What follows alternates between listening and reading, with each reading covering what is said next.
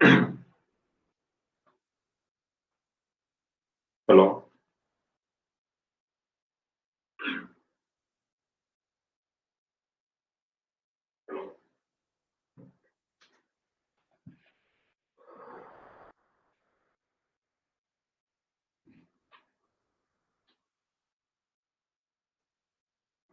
Yes. नमस्कार मित्रांनो, हायनाईट engineering academy मध्ये सर्वांचं पुन्हा एकदा स्वागत. मी प्रोफेसर आदिनाथ यादव. आज आपण जीईची बॅच सुरू करतोय. खूप दिवसापासून मुलांच्या ज्या काही क्वेरी येत होत्या, ज्या इन्क्वायरी येत होत्या, जी रिक्वेस्ट होती की सर जीईची बॅच लवकरात लवकर सुरू करा, तर आज आपण फायनली सुरू करतोय जीईची बॅच. एकदम प्रॉपर प्लॅनिंग असणार आहे. पुढचे 2 महिने रिगरस प्लॅनिंग असणार आहे. सो कुठलाही तुमचा टाइम वेस्ट होणार नाहीये. ओके. सो होईल तेवढे लाईव्ह सेशन्स अटेंड करा. मी पुन्हा एकदा सांगतोय, याचं बेनिफिट तुम्हाला खूप मिळणार आहे. होईल तेवढे लाईव्ह सेशन्स आपले अटेंड करा. लाईव्ह सेशन नंतर आपले वीकली जे काही मी तुम्हाला सांगितलेलं आहे, डाऊट सॉल्व्हिंग सेशन्स कंटिन्युअसली असणार आहेत. कारण डाऊट सॉल्व्हिंग सेशन घेतल्याशिवाय गत्यंतर नाहीये. फक्त शिकवणं इम्पॉर्टंट नाहीये, तर तुमचे सर्वांचे डाऊट्स क्लिअर होणं, जे काही तुम्हाला असतील, प्रॉब्लेम्स मध्ये असतील, होमवर्क मध्ये असतील, ऍडिशनल काही तुमच्याकडे टॉपिक्स मध्ये काही तुम्हाला डाऊट्स आलेले असतील, ते सॉल्व्ह करणं खूप गरजेचं आहे. तर इथं आपण पहिला सब्जेक्ट सुरू करतो. मी जसं तुम्हाला जस्ट एकदा ब्रीफ करतो फक्त. पुढचा जो आपला पूर्ण प्लॅन आहे, ऍक्च्युअली आयडियली 13 टेक्निकल सब्जेक्ट आहेत सिव्हिलचे, जी कुठल्या एक्झामसाठी जनरली असतात. तर 13 सब्जेक्टचं आपलं प्लॅनिंग एकदम फ्लो मध्ये असणार आहे. डेली आपला मिनिमम 4 to 5 आवर सेशन चालणार आहेत. या सेशन व्यतिरिक्त तुम्हाला खूप सारा वेळ मी प्रॅक्टिससाठी, रिव्हिजनसाठी देणार आहे. काय रिव्हिजन करायची, कशी रिव्हिजन करायची, कुठनं प्रॉब्लेम सॉल्व्ह करायचे, किती डेप्थ पर्यंत एक्सपेक्टेड आहे जेई एक्झामसाठी, हे सर्व एक्सप्लेनेशन आपण लाईव्ह क्लासमध्ये घेणार आहे. ओके. त्यामुळे कुठलाही लाईव्ह सेशन मिस करू नका.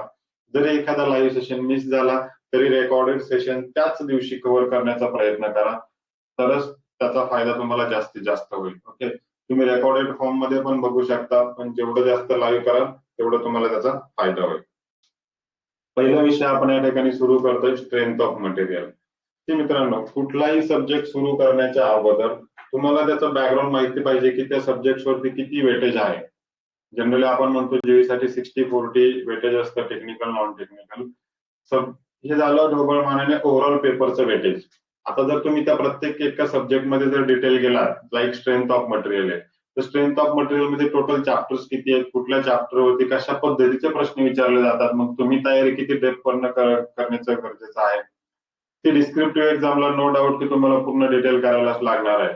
जास्तीत जास्त फोकस डिस्क्रिप्टिव्हला आन्सर रायटिंग वरती देणं अपेक्षित आहे. जेई साठी कुठल्या टॉपिक वरती जास्त फोकस द्यायचा, ते सर्वात इम्पॉर्टंट आहे. आपल्याला बऱ्याचदा वाटतं की ठीक आहे, हे माझे कन्सेप्ट क्लिअर आहेत, हे जस्ट एकदा रिवाइज करूयात, गो थ्रू करूयात, वरवर बघूयात आणि पुढे जाऊयात. पण जोपर्यंत तुम्ही त्यावरचे न्यूमेरिकल्स, बेसिक कन्सेप्ट स्वतः सॉल्व्ह करत नाही, तोपर्यंत तुम्हाला रिकॉल व्हायला तुम्हाला खूप वेळ लागेल एक्झाम मध्ये. तो जरी टॉपिक येत असतील तर प्रॅक्टिस करत राहा मित्रांनो. Practice makes man perfect. So practice continuously करत राहा. एखादा टॉपिक तुमचा कितीही परफेक्ट असू द्या, प्रॅक्टिस कंटिन्युअसली करत राहा. प्रॅक्टिस शिवाय गत्यंतर नाहीये कॉम्पिटेटिव्ह एक्झाम मध्ये. ओके. जरी टॉपिक आला तरी प्रॅक्टिस करत राहायची. तसंच गणित हे सगळं तुमचं अनालिटिकल सब्जेक्ट आहे. स्ट्रेंथ ऑफ मटेरियल असेल, स्टील असेल, आरसीसी असेल, खूप सारे कोडल प्रोव्हिजन आहेत. कसे ते कन्सोलिडेट करायचे, त्याची रिव्हिजन कशी करायची, कसे लक्षात ठेवायचे, यासाठी तुम्हाला लाईव्ह सेशनची गरज लागणार आहे. ओके. सो न्यूमेरिकल सब्जेक्ट असेल तर न्यूमेरिकलची रिव्हिजन कशी करायची, थिअरी ऑफ पॉइंट असतील तर त्याचे कीवर्ड्स कसे लक्षात ठेवायचे. ओके. सो ह्या सर्व गोष्टींची व्यवस्थित तयारी करा आणि मग एक्झाम फेस करा. कॉन्फिडन्स आपला नेहमी हायर साईडला असतो. ओके. जेवढं होईल तेवढं तुम्ही स्वतःचा कॉन्फिडन्स एक्झाम मध्ये वाढवण्याचा प्रयत्न करा. त्यासाठी स्टडी परफेक्ट करा. ओके. रट्टा कधीही मारू नका. जे एक्झाम रट्टा मारून क्लिअर होणार नाहीये. ओके. So that's it. आपण आता पहिल्या सब्जेक्टला सुरुवात करतोय, स्ट्रेंथ ऑफ मटेरियल. ओके. आपण इंजिनिअरिंगला मित्रांनो, आपलं सिव्हिल इंजिनिअरिंग सुरू होतं बेसिक सिव्हिल इंजिनिअरिंग पासून, फर्स्ट इयरचा सब्जेक्ट. ओके. पण ते आजकाल बऱ्याचशा कॉलेजेसमध्ये, युनिव्हर्सिटीजमध्ये तो सब्जेक्ट आता काढलेला आहे. तर मेजर आपलं सिव्हिल इंजिनिअरिंग सुरू होतं ते म्हणजे इंजिनिअरिंग मेकॅनिक्स पासून. ओके. तुम्ही जर इंजिनिअरिंग मधल्या सब्जेक्टचा सिक्वेन्स बघितला, mechanics, strength of material, analysis of structure, एक तर स्टील आधी असतो कुठं किंवा आरसीसी अगोदर. So steel followed by RCC, मग तुमचे ऍडव्हान्स कोर्सेस येतात, प्रिस्ट्रेस असेल किंवा आरसीसी 3 असेल, water tank, retaining wall design वगैरे वगैरे, प्रिस्ट्रेस, पोस्ट इंजिनिअरिंग सगळे. हा सिक्वेन्स, या सिक्वेन्सने जनरली आपला स्टडी पण झाला पाहिजे. There is a relation. प्रत्येक सब्जेक्ट दुसऱ्या सब्जेक्ट वरती डिपेंडंट आहे. जोपर्यंत तुमचा अगोदरचा सब्जेक्ट एकदम परफेक्ट होत नाही तोपर्यंत पुढचा सब्जेक्ट सुरू करण्यासाठी तुम्हाला जो काही कॉन्फिडन्स येतो त्या लेवलचा नसणार आहे. ओके, आता इथे जरी आपल्याला बऱ्याचशा जे एक्झामला मेकॅनिक्स पण असतं, खूप किरकोळ मेकॅनिक्स आहे, ते आपलं major mechanics strength of material मध्ये पण कव्हर होतं, जो आपण मेकॅनिक्स सेपरेटली घेणार पण आहोत. ओके, तर मी म्हटलं तुम्हाला की मेजर कोर्स आपला जो असतो इंजिनिअरिंगचा तो असतो आता स्ट्रेंथ ऑफ मटेरियल. की खूप सारे पॉइंट्स याच्यामध्ये असे आहेत की खूप इंटरेस्टिंग फॅक्ट्स आहेत की स्ट्रेंथ ऑफ मटेरियल आणि मेकॅनिक्स जो मधला तुम्हाला तुम्ही फर्स्ट इयर सेकंड इयरला जो काय डिफरन्स शिकलेला. ओके, सर्वात पहिलं मेकॅनिक्स. जे काय मेकॅनिक्स आपण इंजिनिअरिंगच्या फर्स्ट इयरला शिकलो, मेकॅनिक्स मध्ये आपण काय शिकलो मित्रांनो?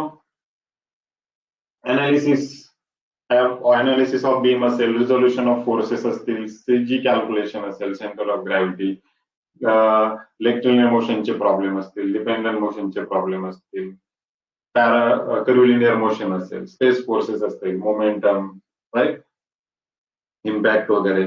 सो त्यातला बराचसा कंटेंट आपल्याला इथे या ठिकाणी लागत नाही. सो इम्पॉर्टंट काय आहे की मेकॅनिक्स मध्ये आपण मटेरियल कुठलं कन्सिडर केलं? डिफॉर्मेशन आपण मेकॅनिक्स मध्ये बिलकुल कन्सिडर केलेलं नाहीये. म्हणजे डिफॉर्मेशन म्हणजेच काय? Delta L, change in length of material किंवा change in cross sectional area of material आपण एकदाही त्या ठिकाणी कन्सिडर केलं नाही. म्हणजेच काय, मेकॅनिक्स मध्ये जे काही मटेरियल आपण बघितलं मित्रांनो ते सगळं होतं रिजिड मटेरियल. Rigid material. आता रिजिड मटेरियल म्हणजेच काय की एखादी बॉडी असेल, फॉर एक्झाम्पल मी थोडंसं ब्रीफ करतो अगोदर तुम्हाला सब्जेक्ट की स्ट्रेंथ ऑफ मटेरियल मध्ये कुठले मटेरियल आपण एक्झॅक्टली कन्सिडर केलेत आणि का कन्सिडर केलेत. एखादं मटेरियल असेल बघा, जर तुम्ही याला सो अँड सो एक फोर्स अप्लाय केला, tensile force time being consider करा. आता सी दिसताना हा तुम्हाला रेक्टँग्युलर क्रॉस सेक्शन दिसतोय, त्याची लेंथ झाली, त्याची लेंथ झाली. पण जर तुम्ही एकदम मायन्यूट लेवलला विचार केला तर लाखो मोलिक्युल्स या पर्टिक्युलर रेक्टँग्युलर बॉडीमध्ये एकत्र झालेले आहेत. जेव्हा याचं फॅब्रिकेशन होत होतं, जेव्हा हा मटेरियल बनवला, हा सेक्शन बनवला, लाखो करोडो मोलिक्युल्स, स्मॉल स्मॉल मोलिक्युल्स याच्यामध्ये आहेत. आपण केमिस्ट्रीमध्ये ऑलरेडी शिकलेलो आहोत, बरोबर. सर जर तुम्ही याला फोर्स लावला, याच्यामध्ये लेटेस्ट हे सारे काही मोलिक्युल्स मी इथे दाखवलेत, तुम्ही कितीही फोर्स लावा, there is no change in position of those internal molecules. म्हणजे इंटरनल मोलिक्युल्स मटेरियल पॉइंट्स जेवढे आहेत त्याच्यामध्ये डिफॉर्मेशन फायनली झिरोच राहणार. There is no change in position, there is no displacement of particles in between. Okay, म्हणजेच काय, these are undeformed bodies. तुम्ही त्याला डिफॉर्म करू शकत नाही. The bodies which are not possible to deform, those are actually called as the rigid bodies. So mechanics is based on rigid bodies किंवा rigid materials.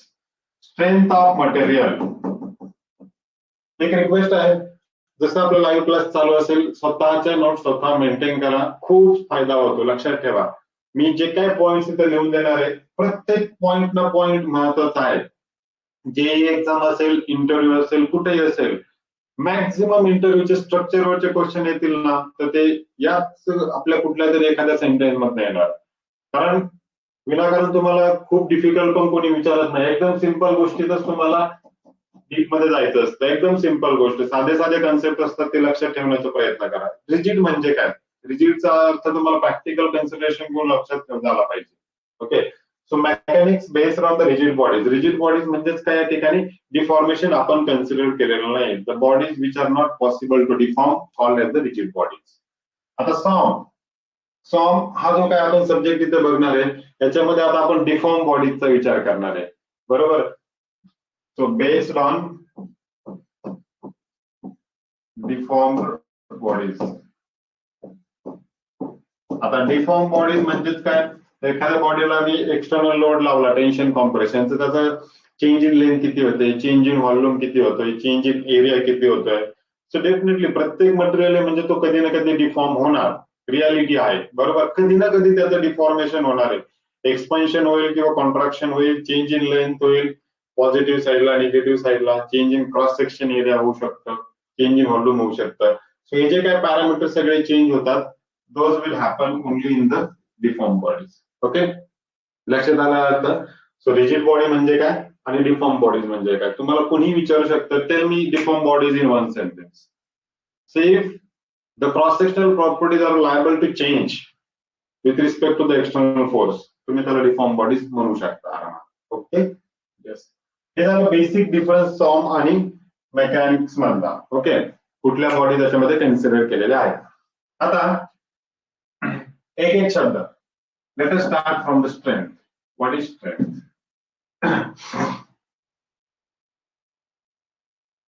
कुठल्याही मटेरियलची स्ट्रेंथ म्हणजेच काय? कुठल्याही मटेरियलची स्ट्रेंथ म्हणजेच काय? Strength of material. सी, कुठलाही तुम्ही मटेरियल कन्सिडर करा. लेट अस कन्सिडर दिस मटेरियल. तुम्ही याला फोर्स अप्लाय करा. ओके, स्टार्टिंगला 0 फोर्स असेल, स्टार्टिंगला मी तर कॉम्प्रेशन लोड पकडलाय, बॉटम सपोर्ट फिक्स कन्सिडर करा, लोड अप्लाय करा, लोड इन्क्रीज करत चला, लोड इन्क्रीज करत चला. सी, कुठला तरी पॉइंट असं येईल की this material on which I have applied load, ते काहीतरी याचं फेल्युअर सिम्पटम दाखवेल, सिग्नल देईल तुम्हाला फेल्युअरचे. So resistance of that material against the failure is nothing but strength. जोपर्यंत तो फेल होत नाही तोपर्यंत तो जेवढा लोड घेणार ना त्याची लोड कॅरिंग कॅपॅसिटी. ओके, जसं तो फेलचे सिग्नल दाखवेल तुम्हाला, ज्या पॉइंटला तो तुम्हाला फेल्युअरचे सिग्नल देईल, तो झाला तुमचा त्या मटेरियलची स्ट्रेंथ. सो स्ट्रेंथ म्हणजेच काय? Resistance of material against failure. Resistance of material against failure. आता फेल्युअर म्हणजेच काय? फेल्युअर पॅरामीटर हा प्रत्येक मटेरियलचा वेगळा असू शकतो. बीम फ्लेक्चर मध्ये फेल होतं, कॉलम तुमचा कॉम्प्रेशन म्हणजे बकलिंग मध्ये फेल होणार, बरोबर. टेन्शन एखादा टाय मेंबर असेल, बरोबर, तर तो टेन्शन मध्ये कप अँड कोन वगैरे कुठल्याही टाईपचं फेल्युअर होऊ शकतं. तर फेल्युअर पॅरामीटर हा डिपेंड आहे की त्या मटेरियलचा यूज काय, कुठल्या लोकेशनला वापरले. स्लॅब आपण फ्लेक्चरसाठी डिझाईन करतो, म्हणजे आपण इनडायरेक्टली बोलतो स्लॅबची स्ट्रेंथ काय. स्ट्रेंथ म्हणजे काय? जोपर्यंत तो फेल होत नाही त्याची जी टेस्टिंग केली जाते, त्या लोड ज्या लोडला तो फेल होतो that is the strength of that material. आलं लक्षात? तर असं हे इलिमेंट सांगितलं तुम्हाला. बीम कॉलम म्हणजेच काय? कॉन्क्रीट आहे, स्टील आहे, कुठलंही मटेरियल असेल, जे मटेरियल त्या पर्टिक्युलर पॅरामीटरसाठी डिझाईन केलेलं असतं, त्याचा फेल्युअर कन्सिडर करून त्याची जी काही लोड कॅरिंग कॅपॅसिटी आहे ती झाली त्या मटेरियलची स्ट्रेंथ. ओके, दुसऱ्या प्रकारे पण तुम्ही याची डेफिनेशन दाखवू शकता. खूप इम्पॉर्टंट डेफिनेशन आहे, resistance of material against failure. This word is important. हा वर्ड खूप महत्वाचा आहे. अजून एक काय आहे हे बघा, एखादं मटेरियल जोपर्यंत फेल होत नाही तोपर्यंत आपण लोड लावतो, म्हणजेच काय? ती झाली त्याची स्ट्रेंथ. पण दुसऱ्या प्रकारे स्ट्रेंथ आपण दुसऱ्या पॉइंट ऑफ व्ह्यू स्ट्रेस मध्ये पण डिफाईन करू शकतो. सो जोपर्यंत फेल होत नाही म्हणजे आपण लोडिंग लावतोय, म्हणजेच ते मॅक्सिमम स्ट्रेस पण घेऊ शकते ना. Maximum stress carrying capacity is also called as strength. Maximum stress carrying capacity is also called as the strength. आलंय का? बरोबर. आता ही प्रॉपर्टी जी आहे स्ट्रेंथ, ही एकाच मटेरियलला 10 प्रॉपर्टी असतात का स्ट्रेंथ? एकाच मटेरियलची स्ट्रेंथ तुम्ही 10 नंबर मध्ये डिफाईन करू शकता का? स्टील आहे, एकच ग्रेड ऑफ स्टील घेतलाय, Fe250 घ्या, Fe250 च्या तुम्ही 10 स्ट्रेंथ कधी ऐकलत का? नाही. So it is the material property, constant for given material. It is material property. It is material property. पण ही कॉन्स्टंट असते का? ही तेव्हाच कॉन्स्टंट असते तेव्हा बाकीचे सगळे पॅरामीटर अनचेंज असतात. Okay, constant for given material provided other parameters remains unchanged. Other parameter म्हणजेच काय मित्रांनो?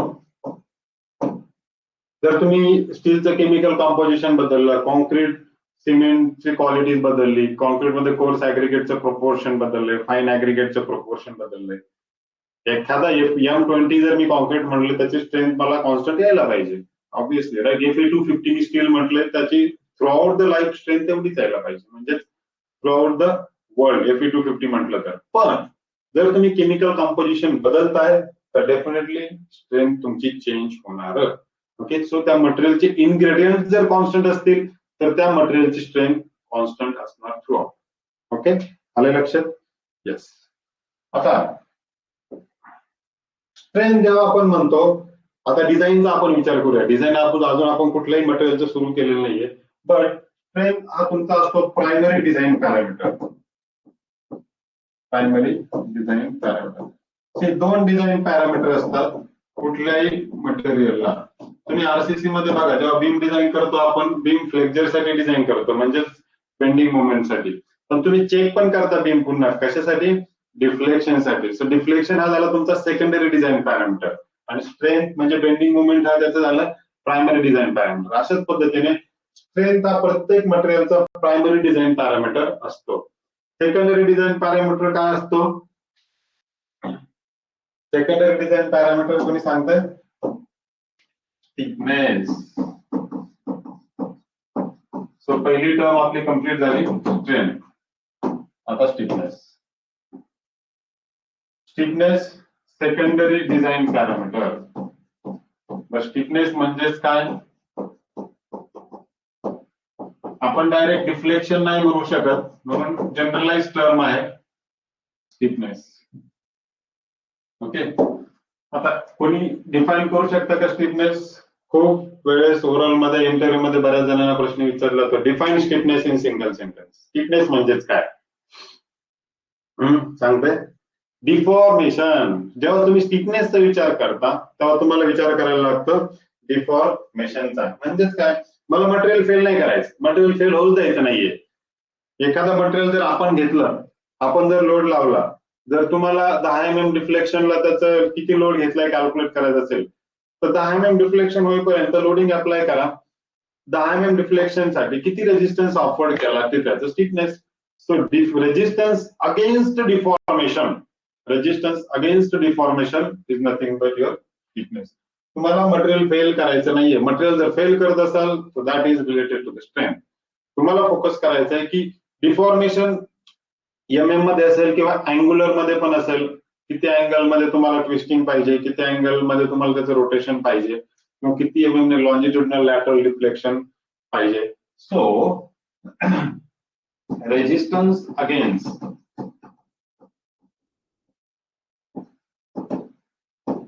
Deformation, resistance against deformation is nothing but your stiffness. आता मला सांगा, प्रत्येक पॉइंट मध्ये ऑब्जेक्टिव्ह क्वेश्चन आहे, प्रत्येक पॉइंट मध्ये. आता मी जर म्हटलं एखाद्या मटेरियलची स्टिफनेस जर जास्त असेल, एखाद्या मटेरियलची स्टिफनेस जास्त असेल तर मला कोणी सांगतंय का डिफॉर्मेशन कमी असेल की जास्त असेल? What is stiffness? Resistance against deformation. More the stiffness,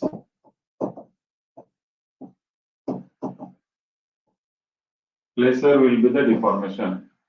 ही आपली एक लिहिण्याची स्टाईल आहे. अप्पर एरो म्हणजे जास्त, लोअर एरो म्हणजे कमी. जेवढी स्टिफनेस जास्त तेवढं डिफॉर्मेशन कमी. आलं लक्षात? जेवढी स्टिफनेस जास्त तेवढं डिफॉर्मेशन कमी, जशाच तसे. ओके, बर हे झालं स्टिफनेस. फ्लेक्झिबिलिटी वरती काय सांगू शकता? फ्लेक्झिबिलिटी स्टिफनेस तुम्हाला कळालं, रेजिस्टन्स अगेन्स्ट डिफॉर्मेशन. फ्लेक्झिबिलिटी म्हणजेच काय? ते मटेरियल किती फ्लेक्झिबल आहे आपण या ठिकाणी चेक करतोय, बरोबर. जर एखाद्या मटेरियलला डिफॉर्मेशन होण्यासाठी जास्त फोर्स लागत असेल म्हणजे तो जास्त स्टिफ झाला, तो जेवढा जास्त स्टिफ तेवढा कमी तो फ्लेक्झिबल. फ्लेक्झिबिलिटीचा याचा सिंपल अर्थ की तो मटेरियल किती फ्लेक्झिबल आहे, थोडक्यात कुठल्याही डिरेक्शन असेल. ओके, तेवढा कमी तो फ्लेक्झिबल. ओके, क्लिअर आहे इथपर्यंत? दोन टर्म्स आपण बघितल्या मेजरली. एक होती स्ट्रेंथ, दुसरी होती स्टिफनेस. दोन्ही पण बेसिक होतं सॉन्ग सुरू करण्याच्या अगोदर. आता Let us start assumptions in song.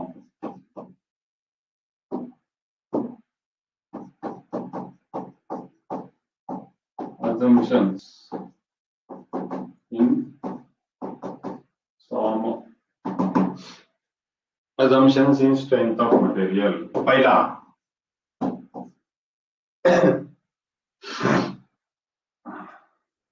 all the materials are continuous.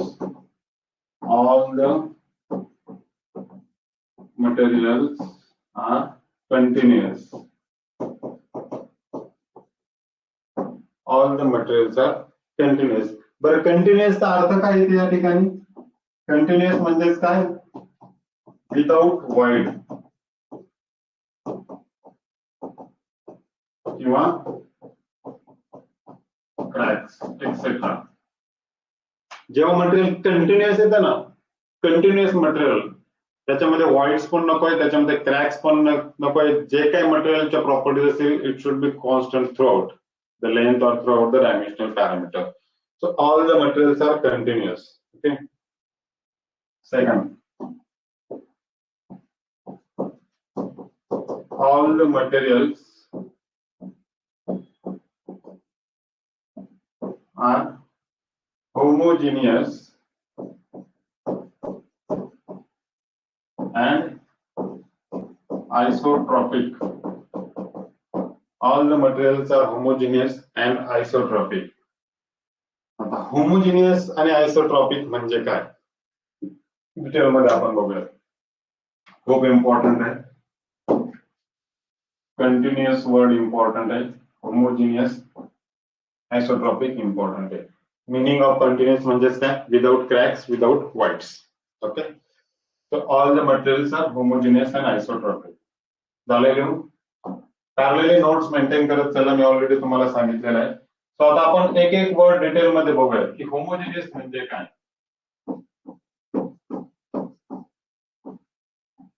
Simple term आहे पण डिटेल मध्ये बघूयात.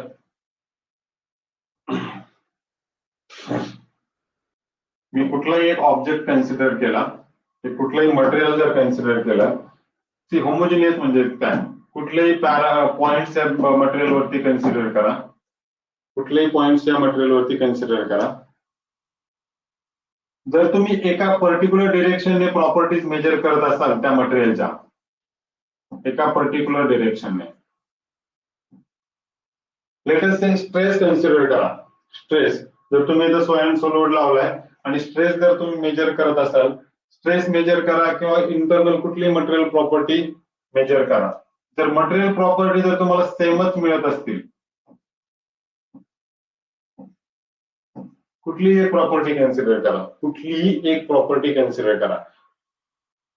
At any point in one direction properties remain same. जर अशी कंडिशन तुम्हाला येत असेल, so that material is called as the homogeneous material. At any point in one direction, at any point in one direction, properties remain same.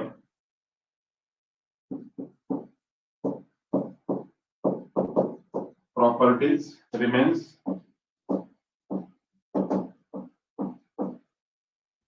आले का लक्षात? At any point in one direction, properties remain same.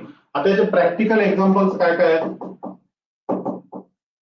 कुठलं material homogeneous आहे, कुठलं material homogeneous आहे? लक्षात आलं? Definition with diagram. At any point in one direction properties remain same. जर अशी कंडिशन असेल तर ते मटेरियल झालं होमोजिनियस मटेरियल. त्याचे एक्झाम्पल काय काय आहेत? गोल्ड, कॉपर, अजून आयर्न. अजून आठवतंय का? गोल्ड, कॉपर, आयर्न, जे काही मटेरियल तुम्हाला वरून युनिफॉर्म वाटतात, युनिफॉर्म मटेरियल प्रॉपर्टीचे वाटतात, ते सगळे मटेरियल तुमचे होमोजिनियस झाले. याच्यात अजून एक सरप्राइझिंगली म्हणजे wood. Wood is also a homogeneous material. कारण वूड बघा, वूड हे लेअर्ड मटेरियल आहे. ऍक्च्युअली वूड हे लेअर्ड मटेरियल आहे. पण त्या पर्टिक्युलर वूडची जर तुम्ही एक डिरेक्शन कन्सिडर केली तर तो लेअर पूर्ण एका डिरेक्शन येणार, म्हणजे एका डिरेक्शनच्या प्रॉपर्टी तुमच्या सेम येणार. कुठलीही एक डिरेक्शन पकडा त्या लेअरला, व्हर्टिकल किंवा लॅटरल, लॉन्जिट्युडनल किंवा थर्ड डिग्री, कुठली एक डिरेक्शन घ्या, the properties remain same, that is a homogeneous material. Second, isotropic.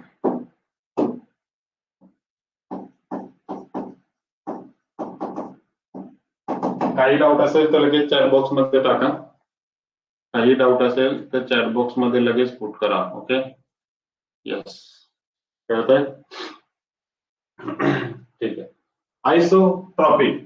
Isotropic वर्डाचा जो आयसोट्रॉपिक वर्ड आहे त्याचा अर्थ समजून घ्या. ट्रॉपिक, ट्रॉपिक म्हणजेच काय? डिरेक्शन. ट्रॉपिक म्हणजे डिरेक्शन, डायरेक्शन. आयसो म्हणजे सेम, आयसो म्हणजे सेम, ट्रॉपिक म्हणजे डिरेक्शन. आता एक मटेरियल जर आपण या ठिकाणी कन्सिडर केलं, त्यावरती कुठलाही एक पॉइंट तुम्ही जर घेतला, या पॉइंट मध्ये कुठल्याही डिरेक्शनला, एकाच पॉइंटला कुठल्याही डिरेक्शनला जर तुम्ही प्रॉपर्टीज मेजर केल्या तर त्या प्रॉपर्टीज तुमच्या सेम यायला पाहिजे. टाइम बिंग मी फक्त सिग्मा एमटीट्यू प्रॉपर्टी घेतली, you can show any property. Okay, at a point in any directions properties are same, isotropic material. Okay,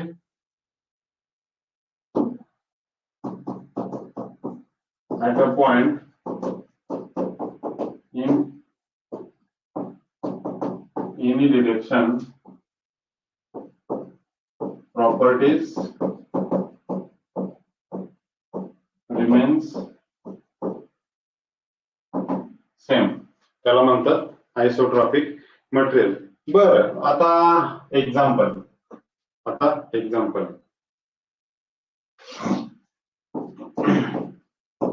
विचार करा पॅरलली लगेच कुठले कुठले एक्झाम्पल्स आयसोट्रॉपिक मध्ये येऊ शकतात, कुठले कुठले येऊ शकतात. बेसिकली ना, बेसिकली जे सर्वात बेसिक कन्सेप्ट याच्यामध्ये आहे की कुठले मटेरियल कसे ओळखायचे. तर ट्रिक आहे, जर सगळ्या डिरेक्शनने जर प्रॉपर्टी सेम असतील तर मॉलिक्युल कंटेंट खूप फाईन असतं, म्हणजे fine grain material, fine grain material. मग याच्यामध्ये गोल्ड पण येणार, सिल्वर, जे काही मी तुम्हाला अगोदर सांगितले, आयर्न पण येणार, एक्सेट्रा एक्सेट्रा. माझा क्वेश्चन तुमच्यासाठी असा आहे, वूड, लाकूड जे आपण म्हणतो, प्लाय असेल किंवा कुठलेही असेल, ते मी ऑलरेडी तुम्हाला म्हटलंय की होमोजेनियस आहे, मग ते आयसोट्रॉपिक होऊ शकतं का? आयसोट्रॉपिक होऊ शकतं का? विचार करा. वूड आयसोट्रॉपिक होऊ शकत नाही, it is a layered material. जेव्हा लेअर्ड मटेरियल येतं ना, प्रत्येक लेअरची प्रॉपर्टी बदलू शकते. त्याच्यामुळे जर तुम्ही प्रत्येक डिरेक्शनला कन्सिडर केलं तर लेअर वेगवेगळे असू शकतात. लेअर बदलले म्हणजे तुमच्या प्रॉपर्टी बदलल्या. तो सर्वात इम्पॉर्टंट यामध्ये आहे, wood is not isotropic material. Wood is not isotropic material. Wood is not isotropic material. बरं, आता दुसरा प्रश्न असा आहे माझा की सगळे होमोजेनियस मटेरियल आयसोट्रॉपिक असतात का, किंवा सगळे आयसोट्रॉपिक मटेरियल होमोजेनियस असतात का? नॉट नेसेसरी, बरोबर. सो याच्यामध्ये फक्त एक नोट लिहून घ्या.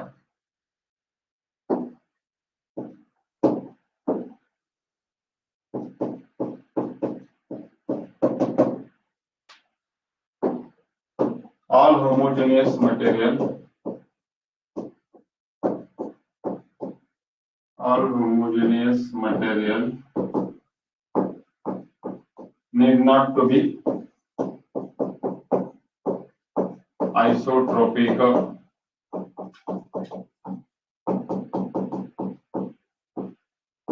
and vice versa. All homogeneous materials need not to be isotropic and vice versa. लिहून घ्या सर्वांनी, कंप्लीट करा पटकन कंटेंट. जेवढे पॉइंट्स देतोय सर्व इम्पॉर्टंट आहेत. तर मेजरली काही मटेरियल्स कॉमन असतात होमोजेनियस आणि आयसोट्रॉपिक मध्ये. काही कॉमन आहेत, काही वेगळे आहेत. त्याच्यातलं इम्पॉर्टंट आहे ते आहे wood material. Okay.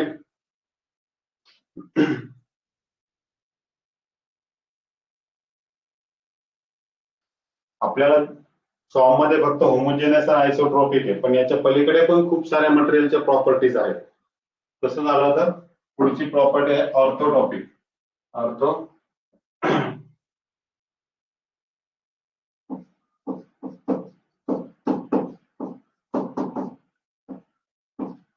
Orthotropic material. Orthotropic material. आता होमोजेनियस म्हणजेच काय, एका डिरेक्शनला प्रॉपर्टीज सेम कुठल्याही पॉइंटला. आयसोट्रॉपिक म्हणजेच काय, एकाच पॉइंटला सगळ्या डिरेक्शनला प्रॉपर्टीज सेम. ऑर्थोट्रॉपिक म्हणजेच काय, ऑर्थोट्रॉपिक म्हणजेच काय,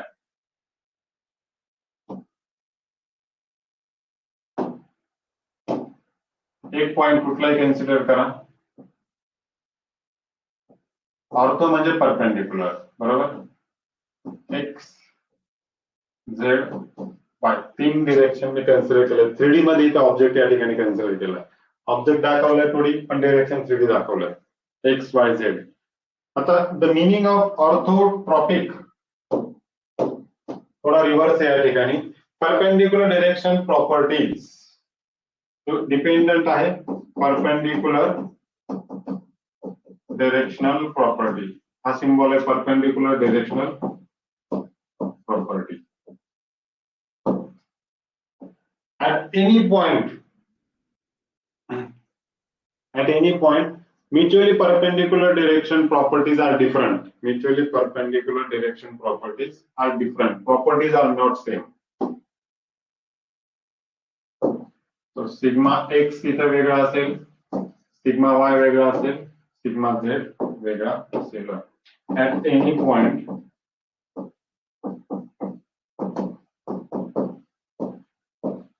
mutually perpendicular directional properties are different. Properties different. Okay. Properties are not same. Mutually perpendicular direction properties are different. आता या ठिकाणी मी तुम्हाला मागाशी एक एक्झाम्पल दिलं होतं. वुडन मधलं एक एक्झाम्पल दिलं होतं, बरोबर. लेयर्ड मटेरियल, जे काय लेयर्ड मटेरियल असतील, जे काय लेयर्ड मटेरियल असतील ते सगळे याच्यात येणार ऑर्थोट्रॉपिक मध्ये. मग लेयर मध्ये तुमचे प्लायवूड येऊ शकतात, लॅमिनेट येऊ शकतात, प्लायवूड असेल, लॅमिनेट असेल, मार्बल असेल. Marble is also layered material. Marble असेल, ग्रेनाइट असेल, मायका असेल, जे तुम्ही किचन साठी वगैरे वगैरे वापरता. तो कुठलंही मटेरियल असेल, डिटेल मध्ये गेलं, मायका, ग्रेनाइट. बेसिकली मला काय सांगायचं या ठिकाणी, लेयर्ड मटेरियल जिथं more than one layer sandwich करून जेव्हा मटेरियल बनवतात, इव्हन ग्रेनाइट आणि मायका असेल किंवा लॅमिनेट असेल, हे सगळे लेअर मटेरियल आहेत. Okay. All those will comes in the orthotropic. सगळ्यांच्या प्रॉपर्टीज वेगळ्या, बरोबर. Homogeneous, isotropic, orthotropic. Okay. The next आहे आयसोट्रॉपिकच्या ऑपोजिट काय, अनआयसोट्रॉपिक. अनआयसोट्रॉपिक म्हणजेच काय, नॉन आयसोट्रॉपिक. नॉन आयसोट्रॉपिक जे आयसोट्रॉपिकची आपण डायग्राम दाखवली त्याच्या फक्त एक्झॅक्टली ऑपोजिट डायग्राम काढा.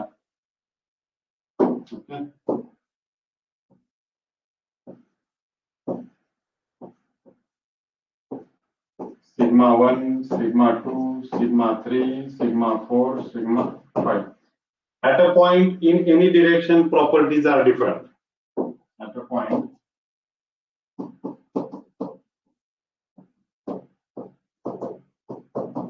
in any direction, properties are different. Okay.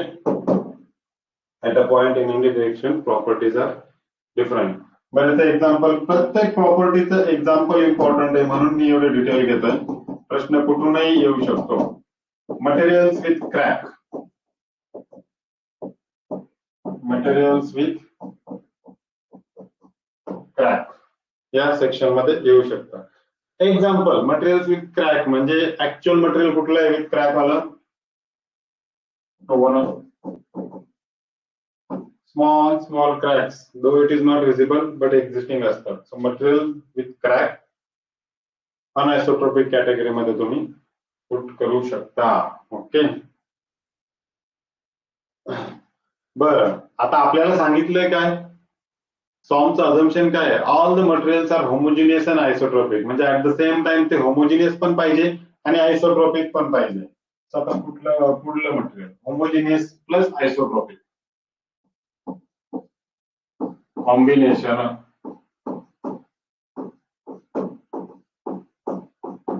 homogeneous plus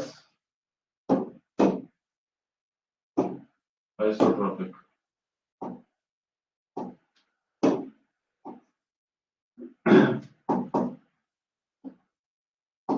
Homogeneous plus isotropic.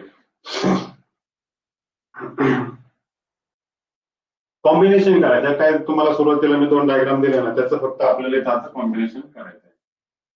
कुठलेही पॉइंट कन्सिडर करा, म्हणजेच काय, कुठल्याही पॉइंटला कुठल्याही डिरेक्शनला असू द्या त्या मटेरियलची प्रॉपर्टी सेमच असायला पाहिजे. कुठलाही पॉइंट कुठलीही डिरेक्शन त्या मटेरियलच्या प्रॉपर्टीज सेमच असायला पाहिजे. तर कुठलीही डिरेक्शन दाखवा, सिग्मा असेल, sigma sigma sigma, density, stress, anything, the properties remain same. Explain कसा करणार? At any point in any direction, at any point in any direction properties remain same.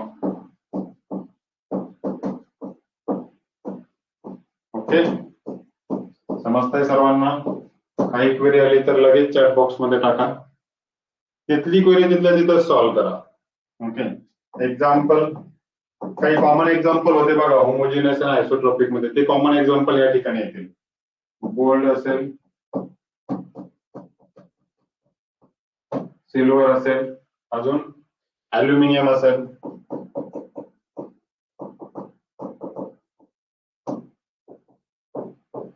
Iron पण येऊ शकते यामध्ये. तो सगळे मटेरियल जे काही ट्रीट केले असतात डिझाईन मध्ये ते जनरली होमोजिनियस अँड आयसोट्रॉपिक असतात. All the materials treated in the design generally homogeneous and isotropic. हे फक्त आपलं सेकंड अझम्पशन आहे फॉर्म मधलं. पहिलं मटेरियल अझम्पशन काय होतं? All the materials are continuous. Second assumption काय होतं? all the materials are homogeneous and isotropic. Third assumption कडे आपण आता जाऊया. ओके, गाडी ट्रॅकवर असू द्या, गाडी सुटू देऊ नका ट्रॅकवरनं. आपलं काय चाललंय हे लक्षात पाहिजे, आपण फक्त डिटेल घेतलंय खूप. ओके, थर्ड अझम्पशन, जनरली सॉम मध्ये sulphate of material is ignored. जेव्हा तुम्ही सॉमचे प्रॉब्लेम्स कन्सिडर करता, sulphate of material ignored initially आपण म्हणूया. Sulfate of material ignored initially, so may be considered later. Okay. Next assumption. Superposition principle is valid. Superposition principle is valid. Superposition principle is valid. बरं, आता superposition principal म्हणजेच काय? C for example, जर मी एक beam consider केला, त्याच्यावरती suppose 1, 2 आणि 3 loads act होत आहेत. ओके, आणि जर मी विचारलं फाइंड आउट, हा जर बी पॉइंट आहे, ई पॉइंट आहे, find out the deflection at point C, deflection at point C जर तुम्हाला विचारलं, सुपरपोजिशन प्रिन्सिपल काय म्हणताय, the algebraic sum of individual effect should be equal to the total effect. हे एकदम सिंपल आणि साधं सुपरपोजिशन प्रिन्सिपल आहे. The algebraic sum of individual effect should be equal to the total effect. Individual effect म्हणजेच काय, मला deflection point C ला काढायचे, टोटल एक्सटर्नल लोड किती ऍक्ट होतात या बीम वरती, P1 P2 P3 तीन लोड्स ऍक्ट होतात, बरोबर. मग तीन हे जे काही लोड ऍक्ट होतात, प्रत्येक लोडचं डिफ्लेक्शन एकदा कॅल्क्युलेट करायचं, प्रत्येक लोडचे इफेक्ट सेपरेटली कन्सिडर करा. सुरुवातीला P1 प्लस सेकंड, नंतर P2 अप्लाय करा plus third time P3 apply करा. या तिन्हींचे ऍडिशन म्हणजे तुमचा टोटल इफेक्ट आहे. म्हणजे डिफ्लेक्शन ऍट पॉइंट सी जेव्हा तुम्ही काढताय, हे असे तुमची प्रत्येक लोडचा इफेक्ट सेपरेटली कन्सिडर करा, तो झाला तुमचा superposition principle. In sentence, algebraic sum of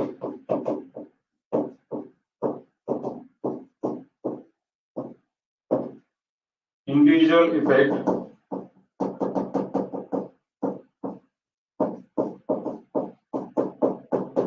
is equal to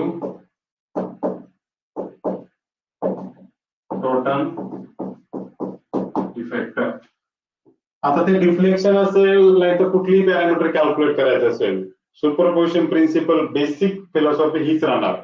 the algebraic sum of individual effect should be equal to the total effect. हे तुमचं सुपरपोजिशन प्रिन्सिपल असणार आणि हे सॉम मधलं एक वन ऑफ द अझम्पशन आहे. Okay,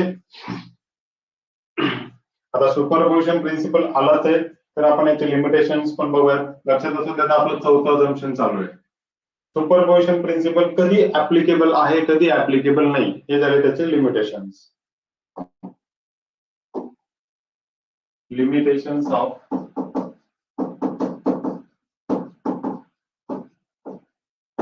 superposition principal.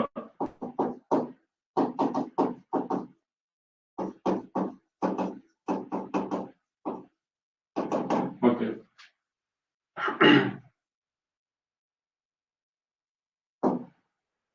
पहिला, valid for linear elastic material only. Linear elastic materials only. Linear elastic काय आहे ते आपलं कमिंग पुढच्या सेशन मध्ये क्लिअर होईल, जेव्हा आपण स्ट्रेस स्ट्रेन ग्राफ डिटेल मध्ये स्टडी करू तेव्हा. Linear elastic material only. तोपर्यंत जेव्हा स्ट्रेस स्ट्रेनला डायरेक्टली प्रोपोर्शनल असतं त्या मटेरियलला जनरली लिनियर इलास्टिक मटेरियल म्हणतात. हुक्स लॉने पुट केलेलं आहे. ओके, हुक्स लॉने पुट केलेलं आहे, जेव्हा stress directly proportional to strain, that material is a linear elastic material. कुठपर्यंत, लिमिट ऑफ प्रोपोर्शनॅलिटी. हा जर तुमचा प्रोपोर्शनॅलिटी लिमिट पॉइंट असेल, स्ट्रेन असेल, स्ट्रेस असेल, ओरिजिन असेल. मी फक्त छोटा पोर्शन दाखवलाय स्ट्रेस स्ट्रेन ग्राफचा, जिथपर्यंत लिनियर व्हॅरिएशन असतात. डोंट वरी, डिटेल मध्ये आपला एक पूर्ण ग्राफ 2 तास आपलं डिस्कशन त्यावर चालणार आहे. Okay, so time being linear elastic म्हणजेच काय, जोपर्यंत लिनियर इलास्टिक म्हणजेच काय, बेसिकली मटेरियलला जेव्हा तुम्ही लोडिंग अप्लाय करता, जर तुम्ही लोडिंग रिमूव्ह केलं तर material can come back to its original shape and size. जेव्हा मटेरियल त्याचं original shape and size regain करतं लोडिंग रिमूव्ह केल्यानंतर, त्या प्रॉपर्टीला इलास्टिसिटी प्रॉपर्टी म्हणतात. ओके, म्हणून म्हटलं की it is valid only for the linear elastic material. Okay, second, याचं लिमिटेशन, दुसरं लिमिटेशन आहे not valid for deep beams. Not valid for deep beams. Deep beams म्हणजेच काय, कुठलाही एक सेक्शन कन्सिडर करा की ज्याची डेप्थ, याची काय डेप्थ आहे, which is greater than 750 mm. जेव्हा बीमची डेप्थ 750 mm पेक्षा जास्त असते त्या बीमला डीप बीम म्हणतात. का बरं? बेसिकली 750च्या वरती गेल्यानंतरच त्याला डीप बीम म्हणावं. It is based on trial and error method. जेव्हा डीप बीम येतो त्याच्यावरती टॉर्शन डॉमिनेट करतं. Torsion dominates in deep beam. Okay. जेव्हा टॉर्शन येतं तेव्हा बऱ्याचशा थिअरी फेल होतात. जेव्हा टॉर्शन येतं तेव्हा बऱ्याचशा थिअरीज फेल होतात. त्यामुळे डीप बीम मध्ये पण सुपरपोजिशन प्रिन्सिपल व्हॅलिड नाहीये.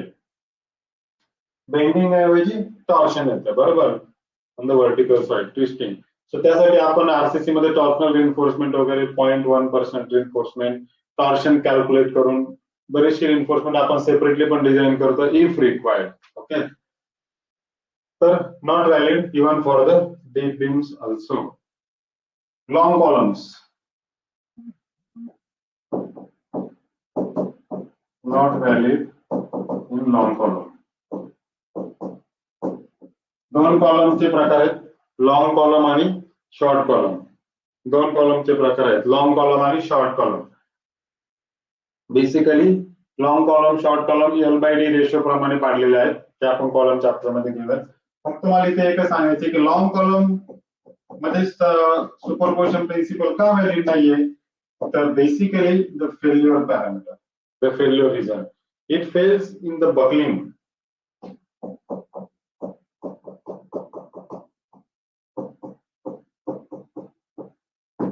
So it is not valid for the long columns. अजून याच्यात एक दोन केसेस आहेत त्या पण आपण लगेच घेऊयात. सिंकिंग ऑफ सपोर्ट ज्या ठिकाणी असेल ना, sinking of support, sinking of support detail मध्ये घ्यायचं कारण एकच आहे, प्रश्न कसा येऊ शकतो, कुठे येऊ शकतो, तुम्हाला प्रत्येक गोष्टीला तयार राहायचंय. मी तुम्हाला ऑलरेडी सांगितलेलं आहे. तर कुठलीही गोष्ट कॅज्युअली घेऊन स्किप करू नका. एखादा बीम असेल, इनिशियली मे बी तो फिक्स सपोर्ट दिलेला असेल, but due to some changes जर एखाद्या सपोर्टचं सिंकिंग होत असेल अपवर्ड डाऊनवर्डला, आता इथे बघा या ठिकाणी एवढं याचं सिंकिंग झालेलं आहे. सो ज्या ठिकाणी सिंकिंग ऑफ सपोर्ट होतोय त्या ठिकाणी सुपरपोजिशन प्रिन्सिपल व्हॅलिड नाही. का बरं नसेल? जेव्हा सपोर्ट सिंकिंग होतो तेव्हा स्ट्रक्चरल चेंजेस होऊ शकतात, पॉसिबिलिटी आहे. काय? त्याचा क्रॉस सेक्शन एरिया डॅमेज होऊ शकतो, shape may get distorted, right, shape may get distorted. किती सिंकिंग होते त्याच्यावरती डिपेंड आहे, बरोबर. त्याच्यामुळे आपण सुपरपोजिशन प्रिन्सिपल वापरू शकत नाही. आता याच्यात अजून एक सब पॉइंट्स आहेत. जर सर्क्युलर शाफ्टला टॉर्शन होत असेल,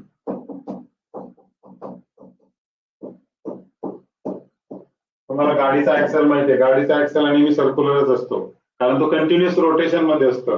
रोटेशन म्हणजेच काय, it is subjected to the torsion, बरोबर. जेव्हा सर्क्युलर शाफ्ट विथ टॉर्शन असेल, superposition principle is valid.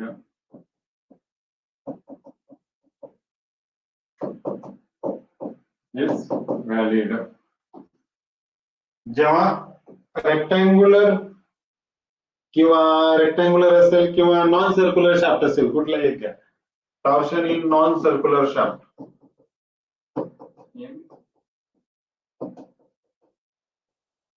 Non circular shaft, superposition is not valid.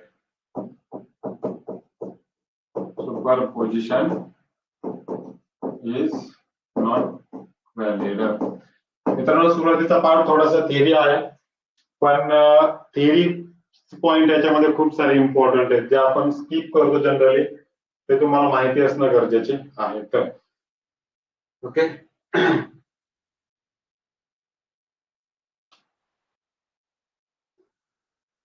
झालं. इथपर्यंत हे झाले तुमचे लिमिटेशन्स. इथपर्यंत हे झाले तुमचे limitations.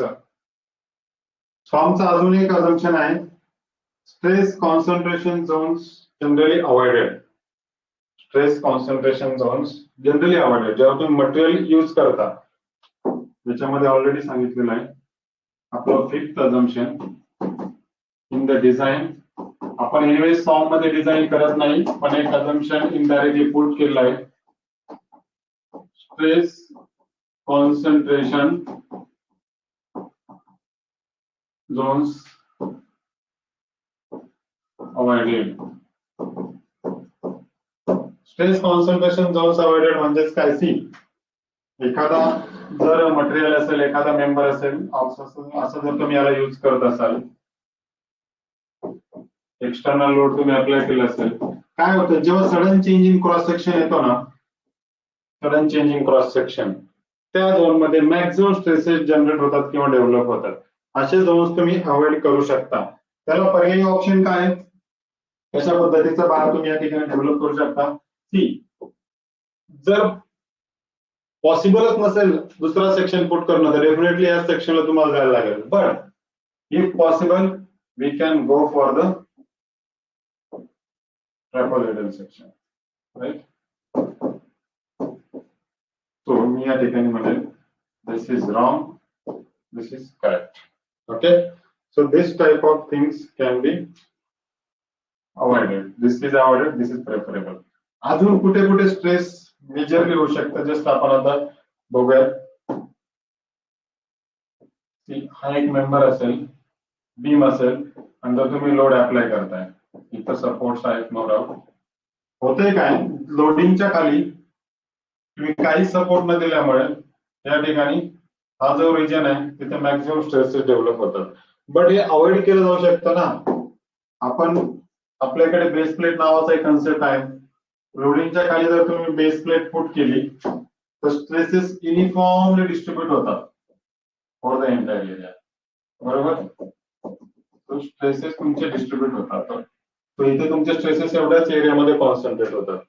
So this is avoided, this is preferable. Okay, आले लक्षात.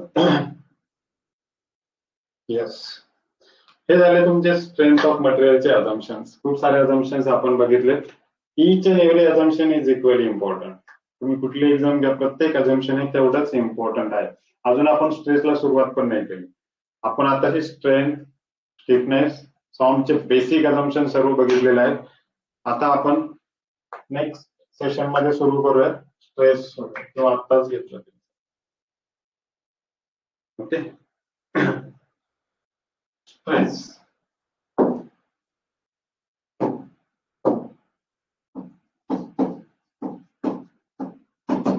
ऍक्च्युअल फॉर्मला आता आपण सुरू करतो. What is stress? बऱ्याच मुलांना डेफिनेशन विचारले जाते की what is the difference between strength and stress. What is the difference between strength and stress? Strength calculate केली जाते अप टू फेल्युअर, बरोबर. Strength of material, resistance against failure आपण म्हणतो, त्याला स्ट्रेंथ म्हणतो. पण what is stress? What is stress? कुठलंही एक मटेरियल तुम्ही घ्या पुन्हा, ओके. हे एक मटेरियल आहे, तर मी याच्यावर लोड अप्लाय केला, ओके. 2 kg लोड घ्या. मी विचारलं, सांगा मला या सरफेस वरती जर मी लोड अप्लाय केलाय तर स्ट्रेसची व्हॅल्यू किती? स्ट्रेसची व्हॅल्यू किती? डेफिनेटली त्या केसमध्ये हे मटेरियल इम्पॉर्टंट आहे. हे मटेरियल तुमचं रबर आहे, प्लास्टिक आहे, हार्ड मटेरियल आहे, ब्रिटल मटेरियल, याची प्रॉपर्टी काय? हे मटेरियल दिलेल्या लोडला किती, कसं रिस्पॉन्स करतं, हे मटेरियल दिलेल्या लोडला कसं रिस्पॉन्स करतं ते दाखवणं म्हणजे तुम्ही स्ट्रेस कॅल्क्युलेट करणं. ओके, म्हणजेच काय, internal resisting force, it is a material property. जरी लोड एक्सटर्नल असला तर स्ट्रेसची व्हॅल्यू किती येणार हे मटेरियलच ठरवणार, त्या मटेरियलवरती डिपेंड आहे. हे एक ब्रिटल मटेरियल आहे, दुसरीकडे मी स्पंज घेतला, स्पंज वरती मी 1 kg लोड ठेवला किंवा 1/2 kg लोड ठेवला, आणि इकडे मी 1 kg लोड ठेवला. डिफरन्स तुम्ही सांगू शकता. स्पंज मध्ये तुमचं कॉम्प्रेशन होऊन जाणार, there is no resistance for the external load.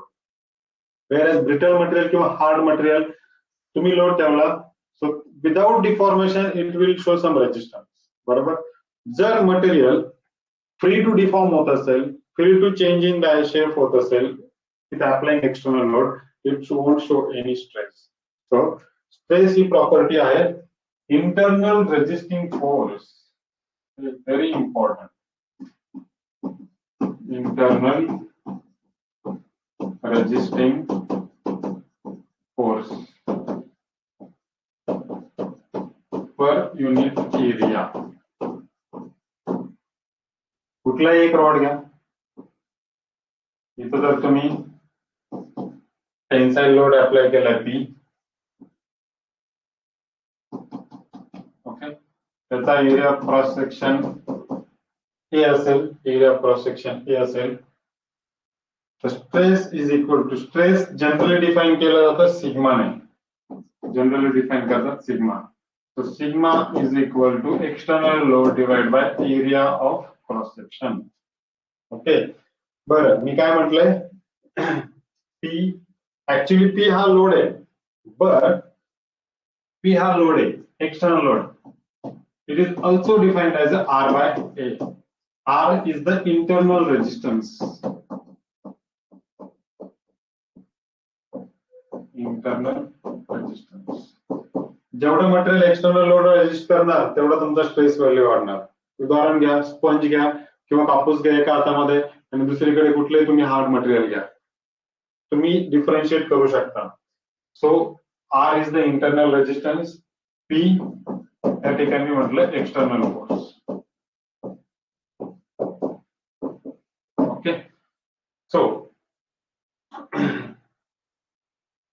आता स्ट्रेस कसा डेव्हलप होणार, म्हणजे स्ट्रेसचा टाइप सांगायचं झालं तर हे फोर्सच्या नेचरवरती डिपेंड आहे. तुम्ही फोर्स व्हर्टिकल लावलाय, इन्क्लाइन लावलाय, टँजेन्शियल लावलाय की अजून कुठल्या पद्धतीने लावलाय, स्ट्रेसचा टाइप नेचर ऑफ फोर्स वरती डिपेंड आहे. Okay,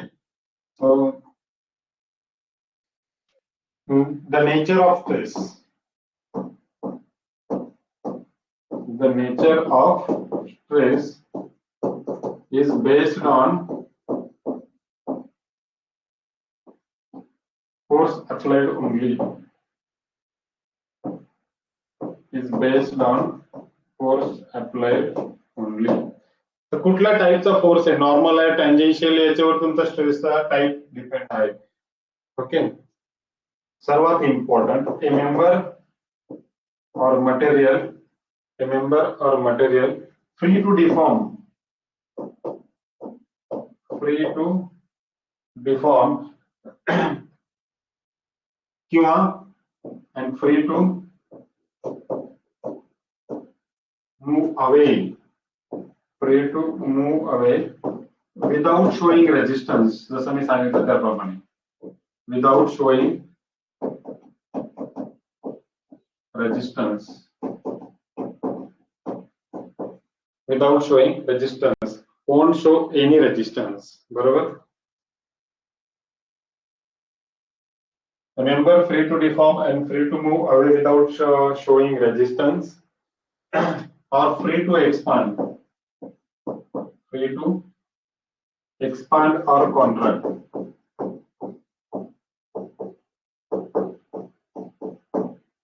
No stress will develop. No stress will develop. No stress will develop. Okay. सर्वांनी व्यवस्थित नोट डाऊन करून घ्या. सो स्ट्रेस, आय होप तुमच्या लक्षात आलं असेल की स्ट्रेस कसा डिफाइन करायचा. स्ट्रेस वाटतंय खूप इझी आहे, पण त्याचा पूर्ण डिटेल अर्थ समजून घ्या.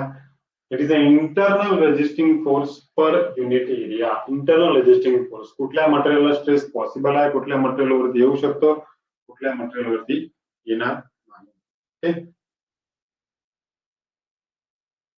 Units, units of stress. Units of स्ट्रेसच्या अगोदर काही गोष्टी मला इथं क्लिअर करायच्या. स्ट्रेसचे युनिट इझी आहे, पण त्याच्या अगोदर काही गोष्टी आपण इथं जस्ट क्लिअर करूयात. किलो म्हणजे 10 to the power 3, बरोबर. मेगा म्हणजे 10 to the power 6. गिगा म्हणजे 10 to the power 9. मायक्रो म्हणजे 10 to the power minus 6. 10 to the power minus 6. Okay, अजून आता stress unit.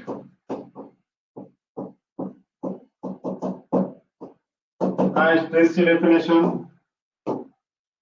Force area. Force generally असतं न्यूटन, एरिया असतो मीटर स्क्वेअर. एकच system follow करा, सीजीएस नाही तर एमकेएस. सीजीएस फॉलो केली तर सीजीएसच फॉलो करायची, एमकेएस केली तर एमकेएसच फॉलो करायची. Okay, force newton metre square. So generally stress define केला असतं newton per metre square. Okay, आता मेगा पास्कलचा जर आपण विचार केला, मेगा पास्कल तर न्यूटन पर मीटर स्क्वेअर म्हणजेच पास्कल, म्हणजे 1 newton per metre square is equal to 1 pascal. बरोबर. तर 1 मेगा पास्कलचा जर विचार केला, मेगा म्हणजेच काय? 10 to the power 6. एम म्हणजेच 10 to the power 6. Pascal, pascal म्हणजे किती? न्यूटन पर मीटर स्क्वेअर, म्हणजे 10 to the power 6 newton per metre square. पुन्हा जर मला एमएम मध्ये जर काढायचं असेल, कारण न्यूटन आणि मीटर जनरली आपण डिफाइन करत नाही, किलोमीटर आणि मीटर डिफाइन करतो, न्यूटन एमएम मध्ये डिफाइन करतो, न्यूटन आणि एमएम. बरोबर. सो याला जर मी कन्वर्ट केलं 10 to the power 6 newton mm square, mm स्क्वेअरला मीटर स्क्वेअर मध्ये कन्वर्ट करताना, सॉरी मीटर स्क्वेअरला एमएम स्क्वेअर मध्ये कन्वर्ट करताना 10 to the power 6. तो 10 to the power 6 6 कॅन्सल होणार, फायनली काय राहणार आहे? Newton per So 1 megapascal is equal to 1 Newton per mm square. Okay. आता गीगापास्कल करू शकता कन्वर्जन? काही डाऊट कुणाला? कन्वर्जन पॉसिबल आहे? येस.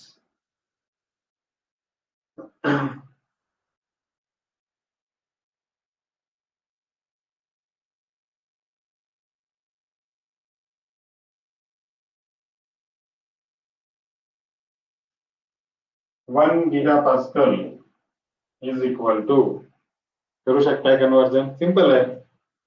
गीगा पास्कल, आता गीगा म्हणजेच काय? 10 to the power 9 आहे ऍक्च्युअली. बरोबर. गीगा म्हणजे 10 to the power 9 आहे, पण तुम्ही याला असं पण लिहू शकता 10 to the power 3 मेगापास्कल. तर मेगा म्हणजे 6 आणि 3 9, 10 to the power 3 मेगापास्कल. आणि 1 मेगापास्कल म्हणजे किती आहे? 1 न्यूटन पर एमएम स्क्वेअर आहे, म्हणजे फायनली किती येणार? 10 to the power 3 Newton per MM square. 10 to the power 3 Newton per MM square. झालंय का?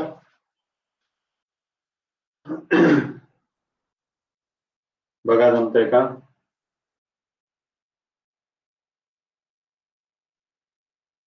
बेसिक मधला बेसिक पॉइंट कव्हर करायचं या ठिकाणी. Okay, done. ओके, काय क्वेरी कुणाला?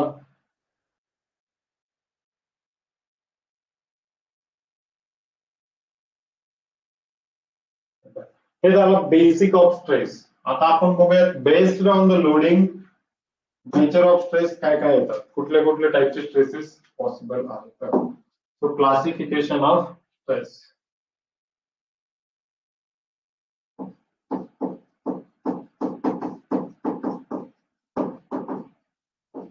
Classification of stress. Actually 2 types असतात स्ट्रेसचे. एक असतं नॉर्मल स्ट्रेस आणि दुसरं असतं शियर स्ट्रेस. पहिलं असतं नॉर्मल स्ट्रेस.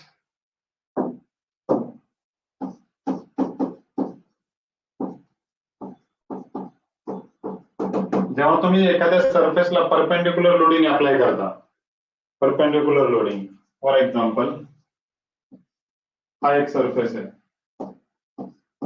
जेव्हा तुम्ही perpendicular either tension load apply करताय, कॉम्प्रेशन लोड अप्लाय करताय किंवा टेन्शन लोड अप्लाय करताय, ज्या टाइपचे स्ट्रेसेस डेव्हलप होतात ते सगळे स्ट्रेसेस झाले normal stresses, which is always equal to the normal to surface. Normal to surface. त्याच्यात दुसरा टाईप असतो शिअर स्ट्रेस.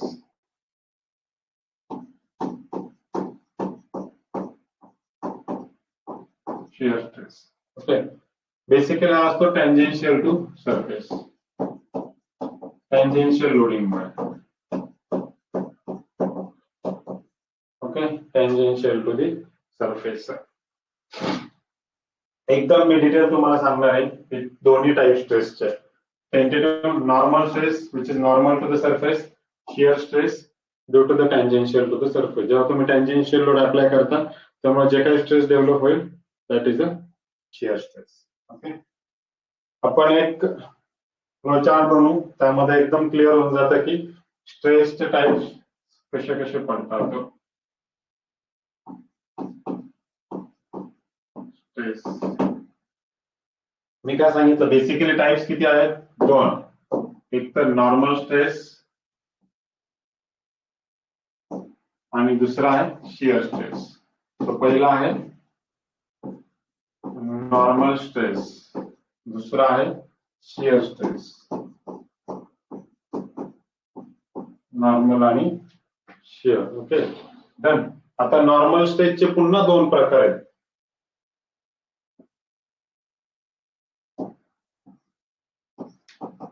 एक आहे डायरेक्ट, दुसरा आहे indirect. Direct indirect, direct indirect. Shear स्ट्रेसचे पुन्हा दोन प्रकार.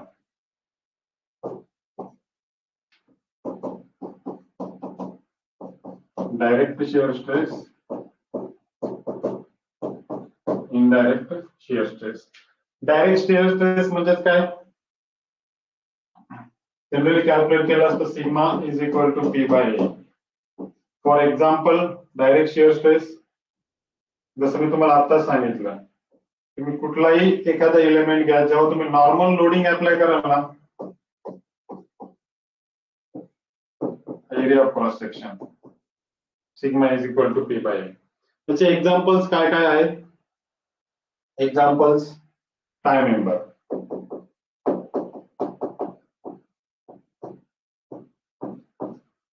जे डायरेक्टली डेव्हलप होतात, जेव्हा तुम्ही डायरेक्ट लोड एखाद्या सरफेस वरती अप्लाय करता, त्या डायरेक्ट लोड मुळे जे काही स्ट्रेसेस त्याच लेवलला जनरेट होतात ते झाले तुमचे direct normal stress. Perpendicular loading, हा मे बी टेन्शन असेल, मे बी कॉम्प्रेशन असेल. ओके, पण तो फक्त नॉर्मल अप्लाय झाला पाहिजे त्या सरफेसला. Indirect shear, indirect normal stress. Indirect normal stress म्हणजे काय? तर मी अगोदर याचं एक्झाम्पल देतो, मग तुमच्या लक्षात येईल. एखाद्या बीमचं बेंडिंग कसं होतं? अशा पद्धतीने बीमचं बेंडिंग होतं. Okay, due to the external loading. हा त्या बीमचा ऍक्सिस. बरं, जेव्हा बीमचं बेंडिंग होतं, तुम्ही जर मायन्यूट लेवलला विचार केला तर या बीम मध्ये खूप सारे एलिमेंट्स असतात. खूप सारे एलिमेंट असतात, बरोबर. याचं बीमचं होतं bending due to the loading, बरोबर. या बीम मध्ये खूप सारे एलिमेंट असतात. Due to the bending tension आणि कॉम्प्रेशन झोन कुठे येतात? वरचा झोन जातो कॉम्प्रेशन मध्ये, बॉटम झोन जातो टेन्शन मध्ये, बरोबर. कॉम्प्रेशन मध्ये गेल्यामुळे तुम्ही जर मायन्यूट लेवलला विचार केला तर टॉप लेवलचे जे एलिमेंट असतात ते जाणार तुमचे कॉम्प्रेशन मध्ये, आणि बॉटम लेवलचे एलिमेंट जाणार तुमचे टेन्शन मध्ये. Agri or not? ऍग्री आहे का सर्वांना? Top compression, bottom tension. हे कशामुळे होतंय बेंडिंग मध्ये? लक्षात घ्या, आपण लोड एलिमेंट वरती लावलाय का? नाही. लोड लावलाय बीमच्या वरती. लोड कुठे लावलाय? बीमच्या वरती. पण नॉर्मल स्ट्रेसेस कुठे डेव्हलप झाले? बीमच्या मध्ये, बरोबर. लोड लावलाय वरती, पण नॉर्मल स्ट्रेसेस बीमच्या मध्ये डेव्हलप झाले. जर मायन्यूट लेवलला तुम्ही जर बीमचे स्मॉल स्मॉल एलिमेंट्स कन्सिडर केले तर. ओके, तर अशा प्रकारे जेव्हा नॉर्मल स्ट्रेसेस डेव्हलप होतात की जे डायरेक्ट लोडिंग मुळे जनरेट होत नाही, त्या स्ट्रेसेसला म्हणतात इनडायरेक्ट नॉर्मल स्ट्रेसेस. कॅल्क्युलेट कशी करणार? आपल्याला एक सिंपल इक्वेशन माहिती आहे बघा. या स्ट्रेस वरती एक पूर्ण चॅप्टर आहे, या स्ट्रेस वरती पूर्ण एक चॅप्टर आहे. इनडायरेक्ट नॉर्मल स्ट्रेस आणि इनडायरेक्ट शिअर स्ट्रेस याच्यावरती पूर्ण आपल्याला एक एक चॅप्टर आहे. ओके, आता बघा, तुम्हाला बेंडिंग इक्वेशन माहिती आहे का? E by R M by I F by Y. कसं लक्षात ठेवायचं? एक सिंपल टेक्निक आहे, E by R is equal to M by I is equal to F by Y. Okay, खूप सिंपल टेक्निक आहे. Elizabeth Rani, may I follow you. खूप simple technique आहे मित्रांनो, लक्षात ठेवायला. त्याशिवाय प्रत्येक इक्वेशन आपल्या लक्षात राहू शकत नाही. Elizabeth Rani, may I follow you. Okay, खूप सिंपल टेक्निक आहे. ज्याला लक्षात ठेवायचे त्याने ठेवू शकता. अदरवाईज तुमच्या लक्षात असेल तर वेल अँड गुड. काही बुक मध्ये नॉमेनक्लेचर थोडे थोडे वेगळे वापरलेले आहेत, काही बुक मध्ये ऍज इट इज वापरलेले आहेत. तर या इक्वेशन मध्ये जर तुम्ही सेकंड अँड थर्ड टर्म जर कन्सिडर केली, एफ म्हणजे तुमचा बेंडिंग स्ट्रेस. एफ साठी जर इक्वेशन जर तुम्ही सॉल्व्ह केलं, F is equal to M by I into Y. So हा जो काय एफ पॅरामीटर या ठिकाणी झाला, एफ म्हणजे इनडायरेक्ट बेंडिंग स्ट्रेस. याचं डिटेल डिस्कशन आपलं कमिंग चॅप्टर मध्ये होणार आहे. What is F, how to calculate I and Y, everything. आलं लक्षात इथपर्यंत? डायरेक्ट आणि इनडायरेक्ट नॉर्मल स्ट्रेसेस दोन्ही पण झाले. आता पुढे direct shear stress. Direct shear stress, एखादा सरफेस तुम्ही जर कन्सिडर केला,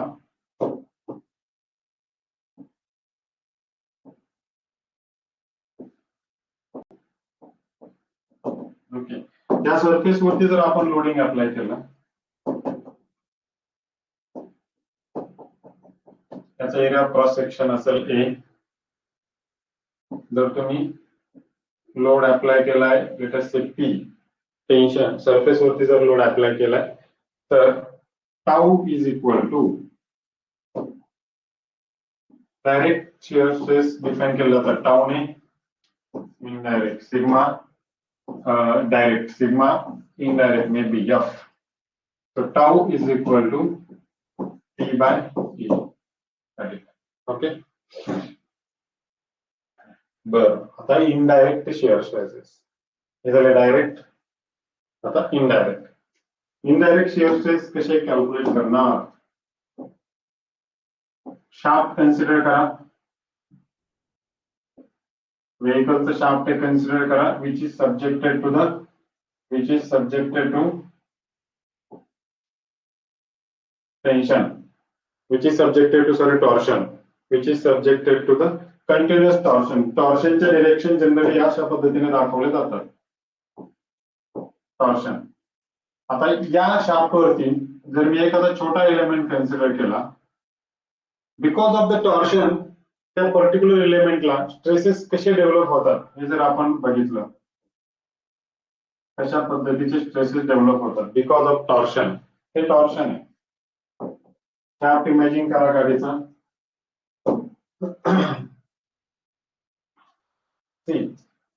पूर्ण इलेमेंट हा बॅलन्स कंडिशन मध्ये असतो. प्रत्येक इलेमेंट, प्रत्येक बॉडीचा हा नेहमी बॅलन्स कंडिशन मध्ये असतो.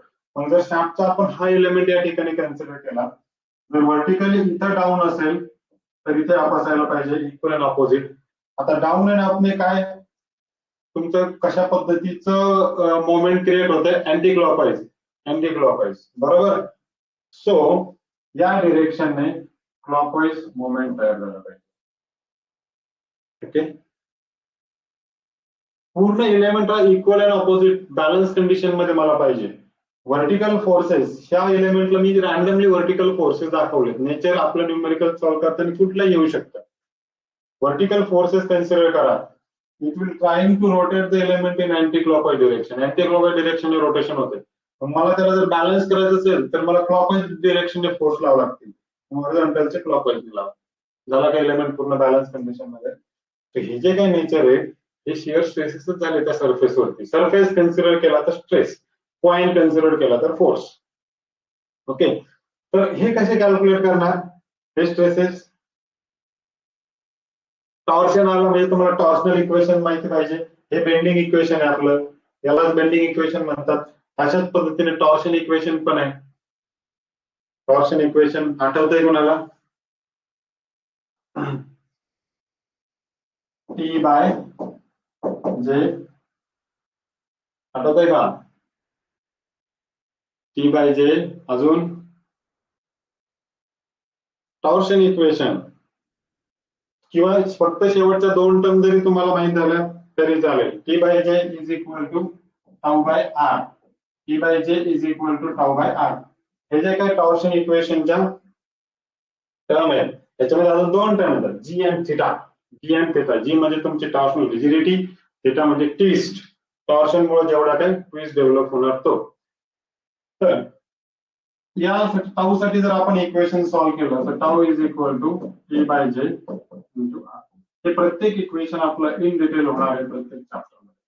ओके. टी म्हणजे टॉर्शन, जे म्हणजे इथे होतं मोमेंट ऑफ इनर्शिया, इथे polar moment of inertia, J म्हणजे आर म्हणजे रेडियस, पोलर रेडियस, टाऊ म्हणजे torsional shear stresses which is called as the indirect shear stresses. Okay. हे अशा पद्धतीने ओव्हरऑल स्ट्रेसचे टाइप्स आहेत based on the type of loading and everything. Okay. त्याच्यात फक्त एकच point related to the stress आता, angle of obliquity. Angle of ऑब्लिगिटी.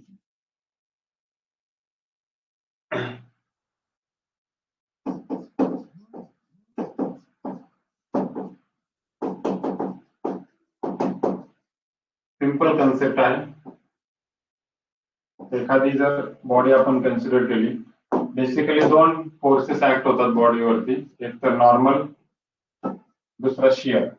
एक नॉर्मल आणि दुसरा असतो शियर. ओके. दोन्हीचा रिझल्टंट काढला तर तो असा जाणार आहे रिझल्टंट.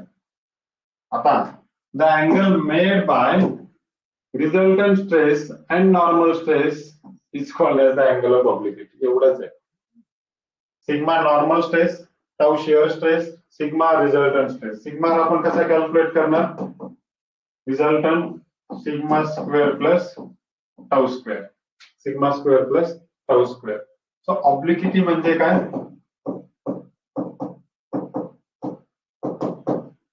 दाखवल्याप्रमाणे phi is nothing but the obliquity. जर तुम्हाला कॅल्क्युलेट करायचं असेल तर tan phi is equal to, करा कॅल्क्युलेट. टॅन फाय काय येणार? समोरची बाजू डिवाइड बाय लगतची बाजू म्हणजेच काय? Tau by sigma. So phi is equal to tan inverse of tau by sigma. Okay. आला इथपर्यंत? झालंय क्लिअर सर्वांचं? बघा नोट्स व्यवस्थित बघा. काही मिसिंग आहे का बघा यामध्ये. आय होप नसावं, 100% नसणार.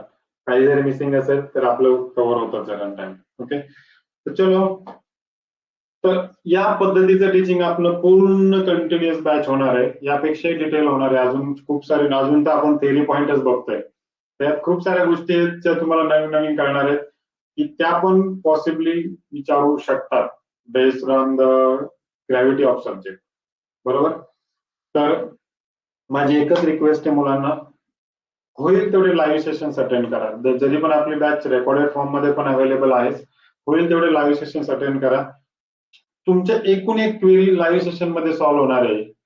वीकली आपले डाऊट सॉल्विंग सेशन असणारच आहेत, पण लाईव्ह जर तुम्ही अटेंड केलं तर त्याची मजा काहीतरी वेगळीच असणार आहे. ओके.